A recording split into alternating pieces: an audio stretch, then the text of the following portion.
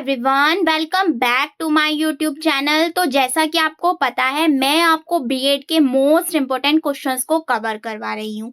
इससे पहले मैंने B Ed first year and second year के जो भी आपके गेस्ट पेपर हो सकते हैं, जितने भी प्रीवियस ईयर्स में जो क्वेश्चंस रिपीट हुए हैं, वो क्वेश्चन जो है मैंने अपनी एक ही वीडियो में कंप्लीट कवर करवा दिए हैं। अगर अभी तक आपने मेरी वो वीडियो नहीं देखी तो आप जाकर प्लेलिस्ट चेक कर सकती हैं। अगर आप उतने क्वेश्चन भी कर लेंगे प्लस लास्ट ईयर के पीवाईक्यू लगा लेते हैं तो आप इजीली बीएड में बहुत अच्छा स्कोर कर सकते हैं।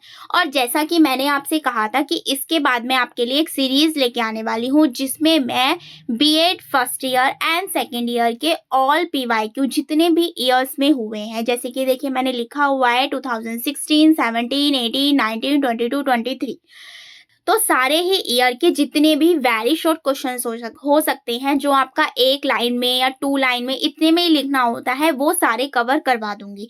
तो आज जो है आपका फर्स्ट सब्जेक्ट है, जिसका नाम है कंटेम्प्रेरी इंडिया एंड एजुकेशन। तो इसके जो है मैं सारे पीवाईक्यू एक साथ लेकर आई हूँ, तो इसे आप जरूर से जरूर करके जाइएगा। इससे पहले मैंने लॉन्ग एंड शॉर्ट की वीडियोज जो है आपको प्रोवाइड करवा दी हैं, आप जाकर प्लेलिस्ट जरूर चेक कीजिएगा। बीएड फर्स्ट ईयर के भी कंप्लीट हो गए हैं, बीएड सेकेंड ईयर के भी कंप्लीट हो गए हैं। अब मैं स्टार्ट कर रही हूँ वेरी शॉर्ट क्वेश्चन। ये स्टार्ट करूंगी मैं बीएड फर्स्ट ईयर से। जो बीएड फर्स्ट ईयर का फर्स्ट सब्जेक्ट है, उससे मैं स्टार्ट कर रही हूँ। 101 उसका कोड है। तो पहला सब्जेक्ट स्टार्ट करते हैं हम। ये मैंने उठाया है 2016 से। वेरी शॉर्ट क्वेश्चन है, इसके साथ इसके मैं आंसर्स भी आपको प्रोवाइड करने वाली हूँ। तो देख लेते हैं फर्स्ट क्वेश्चन। पहला क्वेश्चन है आपका, वैदिक काल में किए जाने वाले शिक्षा संबंधी संस्कार कौन कौन से हैं। इसके अलावा भी आप लिख सकते हैं जो भी आपको अच्छा लगे। जब आप क्वेश्चंस को पढ़ेंगे ना लॉन्ग में, तो उसमें से भी आपको काफी शॉर्ट आंसर्स मिल जाएंगे। तो कौन कौन से हैं? उपनयन संस्कार है, वैदिक काल में शिक्षा से संबंधित एक महत्वपूर्ण संस्कार है। जब आप वैदिक काल पढ़ोगे ना, उसके अंदर आ जाता है कि कौन सा संस्कार होना चाहिए, जिसमें हमें जनेऊ पहनाया जाता है, उसे हम क्या बोलते हैं? उपनयन संस्कार बोलते हैं, यानी कि गुरु के पास ले जाना। तो ये एक महत्वपूर्ण संस्कार माना जाता है। तो आप इसे इंग्लिश में भी देख सकते हैं, हिंदी में भी देख सकते हैं। नेक्स्ट क्वेश्चन देख लेते हैं। नेक्स्ट है आपका, डीम्ड विश्वविद्यालय के आपको नाम बताने हैं। तो कोई से भी आप 2 नाम लिख सकते हैं, ये वेरी शॉर्ट में आपको मिल जाएगा। फिलहाल मैंने यहाँ पर 2 लिख दिए हैं। फर्स्ट है Birla institute of technology and science, Pilani bits. Second है चेन्नई गणितीय संस्थान। थर्ड क्वेश्चन देख लेते हैं। थर्ड है आपका, कार्य अनुभव से आप क्या समझते हैं। This is very important question, बहुत बार रिपीट हुआ है, तो अगेन से करके जाइएगा, आने की संभावना है। कार्य अनुभव से तात्पर्य होता है किसी व्यक्ति द्वारा अपने रोजगार या विभिन्न व्यावसायिक गतिविधियों में जो भागीदारी होती है, उसके माध्यम से अर्जित व्यवहार, ज्ञान, कौशल और विशेषता, ये क्या होता है? हमारा कार्य अनुभव होता है। इसके अलावा अगर आपको अपने मॉडल में कोई और आंसर्स भी इसका मिलता है, तो आप वो भी लिख सकते हैं, वो आपकी चॉइस है। मेरे को लक्ष्य क्या है, मेरे को कि क्वेश्चन बताना, कि क्वेश्चंस कैसे आए हैं, कितने क्वेश्चंस रिपीट होते हैं, तो ये चीज मुझे आपको बतानी है। तो ठीक है, थर्ड क्वेश्चन हो गया आपका कार्य अनुभव। 4 देख लेते हैं। मध्याह्न भोजन कार्यक्रम क्या होता है। ये जो हुआ था शुरू 1995 में शुरू हुआ था, इसका ईयर आप जरूर याद रखेंगे। मध्याह्न भोजन कार्यक्रम भारत में एक सरकारी योजना है, जो स्कूली बच्चों को क्या देता है? मुफ्त, दोपहर में जो उनका भोजन आता है वो मुफ्त प्रदान किया जाता है। ये हमारा होता है मध्याह्न भोजन कार्यक्रम, जिसे मिड डे मील भी कहते हैं। क्लियर हो गया। नेक्स्ट देख लेते हैं। नेक्स्ट है, भारतीय शिक्षा आयोग की नियुक्ति डैश में की गई थी और इसके अध्यक्ष कौन है। तो इसकी नियुक्ति की गई थी 1964 में, और इसके जो अध्यक्ष हैं वो हैं DS कोठारी। क्लियर हो गया। अब आगे देख लेते हैं। नेक्स्ट है आपका, नवोदय विद्यालय की स्थापना डैश द्वारा की गई थी। तो ये की गई थी government of India, and year इसका 1986। क्लियर हो गया। अब आगे देखिए। क्वेश्चन जो है आपका नवोदय विद्यालय वाला, ये आपके प्रैक्टिकल में भी पूछ लिया जाता है, तो प्रैक्टिकल की दृष्टि से भी इंपॉर्टेंट है। जितने भी होते हैं, ये नवोदय हो गया, KVS हो गया, NCERT हो गया, SCERT हो गया, इनके जो ईयर्स है ना, वो आपको जरूर याद होने चाहिए। ये आपके प्रैक्टिकल में क्वेश्चन पूछ लिया जाता है। क्लियर हो गया। अब आगे देख लेते हैं।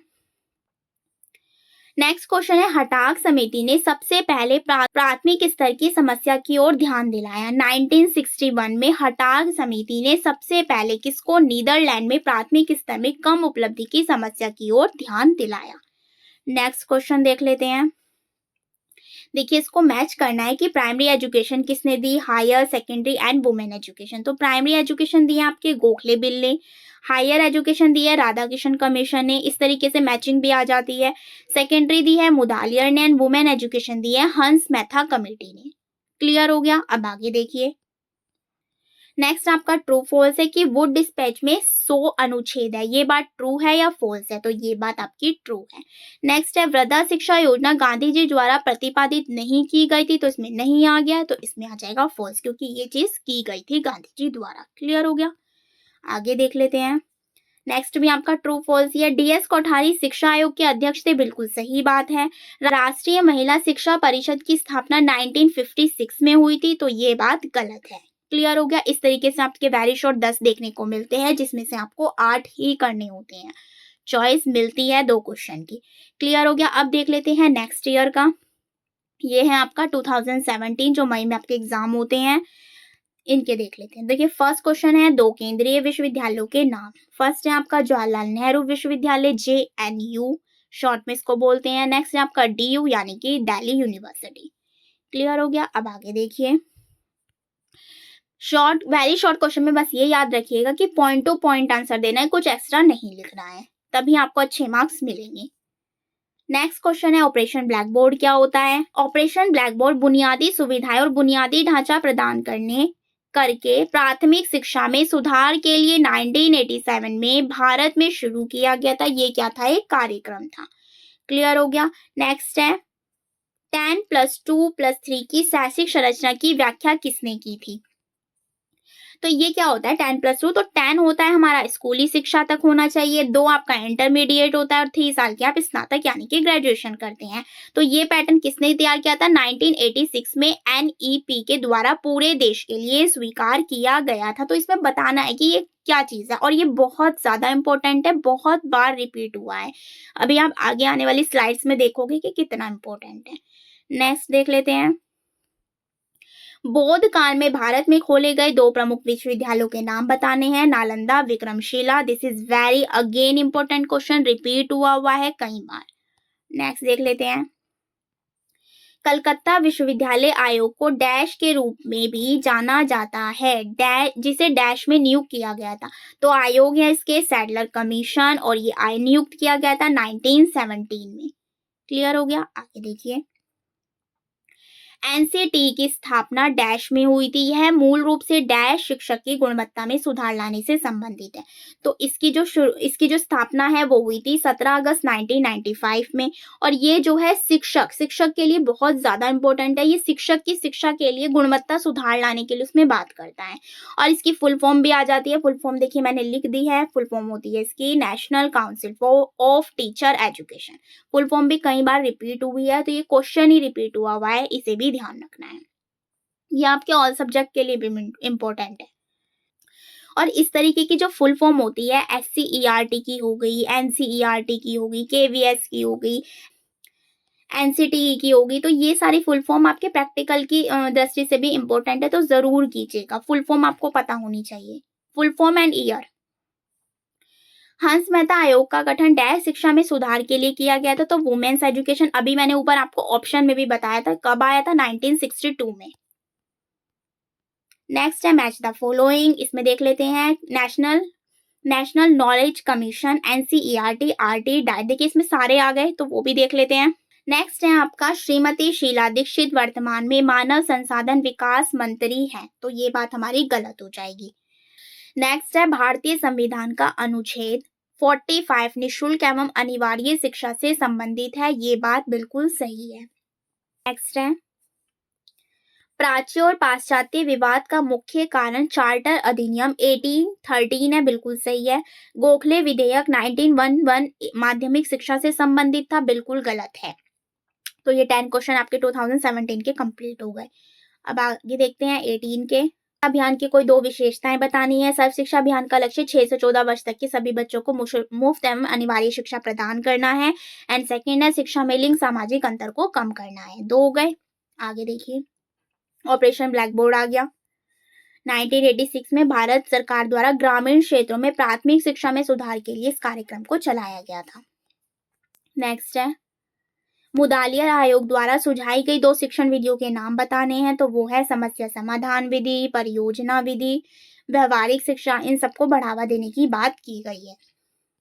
नेक्स्ट है एनईटी और एसईटी का मतलब क्या होता है। एनईटी का मतलब होता है राष्ट्रीय पात्रता परीक्षा, जैसे कि मैंने आपको बताया था कि फुल फॉर्म आपको पता होना चाहिए। इसकी फुल फॉर्म है नेशनल एलिजिबिलिटी टेस्ट, और यह विश्वविद्यालय स्तर के शिक्षण पदों के लिए पात्रता के लिए भारत में एक प्रतियोगिता परीक्षा है। नेट आपने सुना भी होगा, सेट भी सुना होगा। सेट की होती है स्टेट, और एन का मतलब नेशनल हो जाएगा, और सेट मतलब हो जाएगा स्टेट। इसी तरीके से अगर आप SCERT और NCERT की भी करते हैं ना, तो उसमें भी स्टेट और नेशनल हो जाता है, बस बाकी सेम ही होता है। ये राज्य स्तर पर आयोजित की जाती है। क्लियर हो गया? आगे देख लेते हैं। नई राष्ट्रीय शिक्षा नीति डैश वर्ष में प्रस्तावित की गई थी, और इसे डैश वर्ष में संशोधित किया गया था। तो ये 2020 में आई है, और इसे संशोधित किया गया है 2021 में। नेक्स्ट है प्राथमिक शिक्षा स्तर पर डैश और डैश की समस्या सबसे प्रबल है। तो इसमें क्या हो जाएगा? Literacy, lack of access to education. Clear हो गया? नेक्स्ट है उच्च शिक्षा स्तर पर सेवा या शिक्षकों के लिए कार्यशालाएं डैश और डैश पाठ्यक्रम मुख्य विधियां है। पहला है आपका सेमिनार, एंड सेकंड आपका कंटिन्यूइंग, मतलब लगातार आपको शिक्षा मिले, ये चीज बताई गई है उच्च शिक्षा के लिए। नेक्स्ट आपका मैच द फॉलोइंग, आप देख सकते हैं। पहला है कलकत्ता यूनिवर्सिटी कमीशन, ये दिया है सैडलर कमीशन ने। यूनिवर्सिटी एजुकेशन कमीशन दिया राधाकृष्णन ने। सेकेंडरी एजुकेशन दिया आपके मुदालियर ने। इंडियन एजुकेशन कमीशन दिया कोठारी कमीशन ने। ट्रू फॉल्स देख सकते हैं आप। 1854 में वुड के पेशेंट की घोषणा की गई, सही है। 1834 में लॉर्ड मैकाले को भारत भेजा गया, सही है। अब देख लेते हैं 19 के।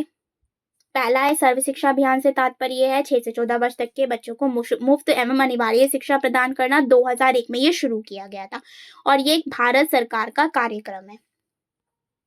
सेकेंड आपका निस्यंदन सिद्धांत का आदर्श किसने दिया है? तो ये दिया है लॉर्ड मैकाले ने। भारतीय शिक्षा आयोग का दूसरा नाम क्या है? वो है कोठारी आयोग। नेक्स्ट है शिक्षा पर पहली भारतीय राष्ट्रीय नीति कब घोषित की गई थी? 1968 में, और इंदिरा गांधी द्वारा। नेक्स्ट है पबज्जा समारोह क्या होता है? पबज्जा का अर्थ होता है बाहर जाना। 8 वर्ष की आयु में एक बच्चा संघ में शामिल होता है। इस समारोह के अनुसार मठ में प्रवेश पाने के बाद छात्र अपने सभी सांसारिक सुखों का त्याग कर किसी भी जाति के प्रत्येक व्यक्ति को मठ में प्रवेश दिया जाता है। ये बौद्ध धर्म में होता है। नेक्स्ट है जनार्दन रेड्डी समिति का गठन किस वर्ष हुआ है? 1992 में। नेक्स्ट है राष्ट्रीय ज्ञान आयोग की चौथी रिपोर्ट कितने भागों में विभाजित की गई है? तो 87 page report is divided into 9 chapter. 9 chapter में ये डिवाइड है। नेक्स्ट है 15 अगस्त 1995 को कौन सा राष्ट्रीय कार्यक्रम शुरू किया गया था? तो ये किया गया था राष्ट्रीय सामाजिक सहायता कार्यक्रम NSAP। शिक्षा का अधिकार अधिनियम कब लागू किया गया? 1 अप्रैल 2010 को। तो ये भी इंपॉर्टेंट है, याद रखना है। नेक्स्ट है जनसंख्या शिक्षा के कोई 2 उद्देश्य बताने हैं। जनसंख्या के प्रति जागरूकता और समझ बढ़ानी चाहिए। इसका उद्देश्य व्यक्तियों को जनसंख्या गतिशीलता की सामाजिक, आर्थिक और पर्यावरणीय प्रभावों के बारे में शिक्षित करना है। क्लियर हो गया? दोनों पॉइंट हो गए। अब आगे देख लेते हैं। अब देख लेते हैं 2022 का पेपर। पहला है वैदिक काल में ब्राह्मणों के लिए उपनयन संस्कार की आयु कितनी होनी चाहिए? तो वो होनी चाहिए 8 से 12 वर्ष के बीच में। नेक्स्ट है स्वतंत्रता पूर्व भारत में केंद्रीय शिक्षा विभाग की स्थापना किसने की थी? तो वो की थी आपके लॉर्ड कर्जन ने 1902 में। किसने सुझाव दिया कि स्वतंत्र भारत में प्राथमिक शिक्षा की जिम्मेदारी स्थानीय निकायों को दी जानी चाहिए? तो ये दिया है आपके हंटर आयोग ने। नेक्स्ट है माध्यमिक शिक्षा आयोग के अध्यक्ष कौन थे? डॉक्टर लक्ष्मण स्वामी मुदालियर है। इसका सन भी दिया हुआ है 23 सितंबर 1952। नेक्स्ट है आपका शिक्षा का अधिकार संविधान के किस अनुच्छेद में आता है? तो वो आता है 21A में। उपनयन संस्कार मैंने अभी आपको ऊपर भी बताया था कि इसमें इसका मतलब होता है गुरु के पास ले जाना, जनेऊ पहनाकर। उपनयन समारोह जिसे पवित्र धागा समारोह के रूप में भी जाना जाता है, एक हिंदू अनुष्ठान है जो वेदों के अध्ययन में एक युवा लड़की की दीक्षा को प्रतीक है। इस समारोह के दौरान जनेऊ नामक एक धागा लड़कों के धड़ के चारों ओर बांधा जाता है, जो सीखने और ज्ञान प्राप्त करने के प्रति उनकी प्रतिबद्धता का प्रतीक होता है। यह समारोह आमतौर पर एक पुजारी द्वारा किया जाता है। उपनयन संस्कार आप मॉडल से भी पढ़ सकते हो। उसका मतलब होता है गुरु के पास ले जाना, उसे नहलाते हैं, उसमें जनेऊ पहनाते हैं, इस टाइप की चीजें इसके अंदर होती है। अगर आपको ये भी समझ में ना आए, आगे देखिए। किस आयोग ने कहा माध्यमिक शिक्षा हमारी शैक्षिक व्यवस्था की सबसे कमजोर कड़ी है? तो ये कहा है आपके राधाकृष्णन कमीशन ने, यूनिवर्सिटी एजुकेशन कमीशन। एनसीईआरटी का पूरा नाम आ गया national council of education research and training, Hindi में भी आप देख सकते हैं। जो ये नाम होते हैं, फुल फॉर्म होती है, ये आपको इंग्लिश में याद करने चाहिए। को अखिल भारतीय कांग्रेस ने किस सत्र में अपनाया था? 22 एंड 23 में। बुद्ध काल में शिक्षा के दो प्रमुख केंद्र आ गए, नालंदा एंड विक्रमशिला, ऊपर भी आ गया था, ये इंपॉर्टेंट है। 23 के देख लेते हैं। शिक्षक शिक्षा में अलगाव की अवधारणा को परिभाषित करना है। शिक्षक शिक्षा में अलगाव का तात्पर्य होता है शिक्षकों और शिक्षक प्रशिक्षकों के बीच सहयोग, समर्थन और संबंध की कमी से। ऐसा तब होता है जब शिक्षक और शिक्षक संस्थानों, विचारों या अनुभवों का साझा किए बिना साइलो में काम करते हैं, जिससे सीमित व्यावसायिक वृद्धि और विकास होता है। क्लियर हो गया। आगे देख लेते हैं। विश्वविद्यालय अनुदान आयोग के दो उद्देश्य पूछ लिए कि उच्च शिक्षा का प्रचार एवं समन्वय, विश्वविद्यालय और कॉलेजों का वित्तीय सहायता। नेक्स्ट है मुस्लिम काल में शिक्षा की दो विशेषताएं लिखनी है। पहला है इस्लामिक अध्ययन पर जोर देना और सीखने का संरक्षण। नेक्स्ट है एनसीटीई और डाइट का पूरा नाम बताना है। तो आप देख सकते हैं एनसीटीई के ऊपर भी बताया था, डाइट का होता है district institute of education and training. ये फुल फॉर्म आप एक जगह जरूर लिखिएगा, ये आपके ऑल सब्जेक्ट्स के लिए हेल्पफुल है। एनसीटीई होगी, डाइट होगी, एनसीईआरटी होगी, एससीईआरटी होगी, नेट हो गया, सेट हो गया। तो ये सारी फुल फॉर्म एक जगह नोट डाउन जरूर कीजिएगा। नेक्स्ट है अधोमुखी निस्यंदन सिद्धांत, शिक्षा का आम लोगों तक फिल्टर करना। इस सिद्धांत का संदर्भ की शिक्षा कम संख्या में लोगों को प्रदान की जाए, उनके माध्यम से जो शिक्षा है वो जनता में छन छन कर पहुंच जाए, इसे हम बोलते हैं निस्यंदन सिद्धांत यानी फिल्ट्रेशन थ्योरी। नेक्स्ट है राष्ट्रीय शिक्षा नीति 2020 की दो विशेषताएं लिखनी है, समग्र एवं बहुविषयक शिक्षा और लचीलापन और विकल्प। नेक्स्ट है एनसीटीई के दो कार्य बताने हैं, मैंने ऊपर बता दिया है आपको। शिक्षक शिक्षा का विनिमय और विकास करना, शिक्षा संस्थानों की मान्यता और प्रत्यायन। बालिका शिक्षा की शैक्षिक समस्याओं पर प्रकाश डालना है, लैंगिक भेदभाव, जल शादी, लिंग आधारित हिंसा, सामाजिक आर्थिक कारक। एएसी का पूरा नाम लिखना है, national assessment and accreditation counselling, Hindi में भी आप देख सकते हैं। नेक्स्ट है बुनियादी शिक्षा पर टिप्पणी लिखिए। बुनियादी शिक्षा आप लिख सकते हैं गांधी जी के द्वारा दी गई है, प्राथमिक माध्यमिक स्तर पर आवश्यक ज्ञान और कौशल प्रदान करना है, आजीवन सीखने, सामाजिक भागीदारी की ये नींव बनाती है। यहाँ पर जो है आपके वेरी शॉर्ट क्वेश्चंस कंप्लीट हो गए हैं। मैं ये बिल्कुल नहीं कहूंगी जो आंसर मैंने लिखा है वही आप लिखे, आप कोई सा भी आंसर दे सकते हैं। मेन फोकस था आपका क्वेश्चन बताने की, क्वेश्चन कैसे रिपीट होते हैं, किस टाइप के क्वेश्चंस आते हैं, किस टाइप से आपको लिखने हैं। तो मेन फोकस मेरा यही था। आप देख सकते हैं सारे क्वेश्चंस आप जरूर करके जाइएगा। इसकी पीडीएफ मैं अपने टेलीग्राम पर अवेलेबल करवा दूंगी, तो आप जरूर ज्वाइन कीजिएगा। इसके अलावा मैंने लॉन्ग और शॉर्ट भी बता दिया आपको गेस्ट पेपर, वो सारी पीडीएफ भी मेरे टेलीग्राम पर अवेलेबल है, तो आप जाकर जरूर से जरूर देखिएगा। All files B Ed first year second year की फाइल्स की बात करूँ तो उसकी सबकी पीडीएफ आपको मेरे टेलीग्राम पर मिल जाएगी, तो आप मेक श्योर मेरे टेलीग्राम को जरूर ज्वाइन करें। इसी तरीके से आपको ऑल सब्जेक्ट्स के पीवाईक्यू मिलते रहेंगे। आई होप वीडियो आपके लिए बहुत ज्यादा हेल्पफुल होगी, तो प्लीज वीडियो को ज्यादा से ज्यादा अपने फ्रेंड्स के साथ शेयर कीजिए, लाइक कीजिए, कमेंट कीजिए। Thank you.